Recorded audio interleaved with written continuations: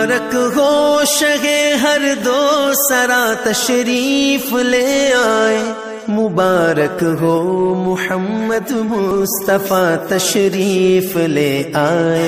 جب کوئی دکھیے کے کام آتا ہے اور اس کی اعانت کرتا ہے تو پھر وہ راضی ہو جاتے ہیں۔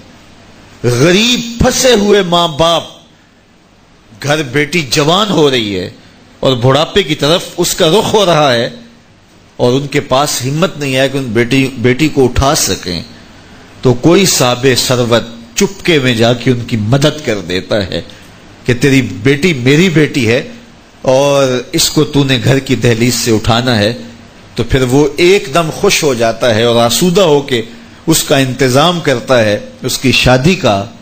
تو کوئی جانتا ہے کہ اس بوڑھے ماں باپ کے دل سے کتنی دعائیں نکلتی ہیں اور اس جو ہے وہ بیٹی کے دل سے کتنی تمنائیں اور کتنی جو ہے وہ نیک جذبات ان اشخاص کے لیے ہوتے ہیں جو ان کی مدد کے لیے کھڑے ہوئے۔ تو کوئی اس کا وزن ہے؟ کوئی وزن نہیں کر سکتا کہ اللہ تعالیٰ اس کی برکت کتنی عطا کرتا ہے۔ تو میرے حضور نے ارشاد فرمایا، تمہیں جو رزق دیا جاتا ہے، مصائب سے تمہیں بچا لیا جاتا ہے، آتی آتی تکلیف ٹل جاتی ہے، تمہاری نصرت دشمن کے مقابلے میں ہوتی ہے، حاسدین کے مقابلے میں تم کھڑے ہو جاتے ہو۔ فرمایا تمہیں پتہ ہے یہ تمہیں کیوں ایسا ہوتا ہے؟ فرمایا الا بدعفائکم، جو تمہارے معاشرے کے کمزور لوگ ہیں جن کی تم نے مدد کی، فرمایا یہ ان کی دعاؤں کا نتیجہ ہوتا ہے۔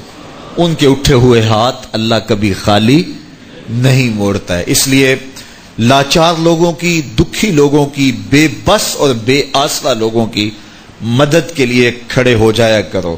وہ کسی نے کہا تھا کہ بڑوں کی بڑی بڑی خدمتوں سے وہ سکون نہیں ملتا جو چھوٹے چھوٹے لوگوں کی چھوٹی چھوٹی خدمتوں سے مل جاتا ہے۔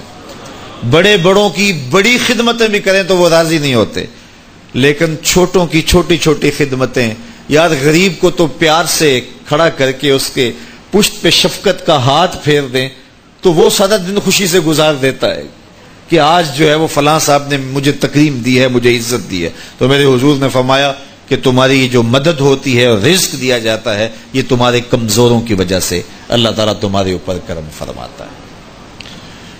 اچھا، ایک اور ذریعہ رزق کے اضافے کا حضرت عبداللہ ابن مسعود رضی اللہ تعالی عنہ کی مرویات سے۔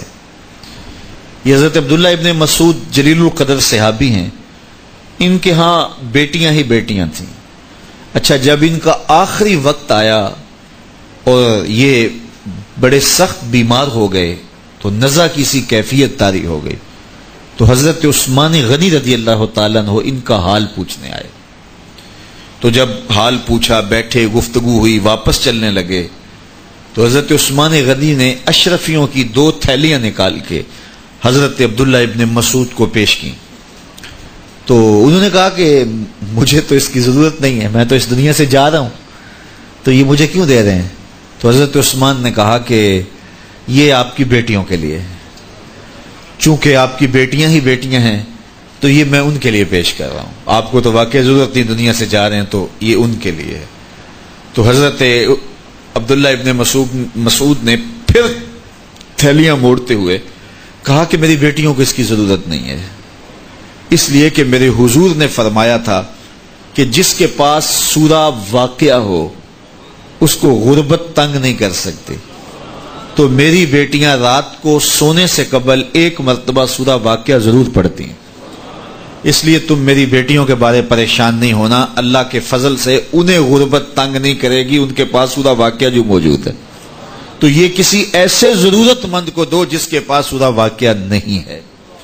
تو سورہ واقعہ کی تلاوت یقیناً رزق کی فراوانیاں اور رزق کی برکتیں حاصل کرنے کا ایک ذریعہ ہے، اور دروازے کھل جاتے ہیں اگر سورہ واقعہ کی تلاوت تسلسل کے ساتھ کی جائے۔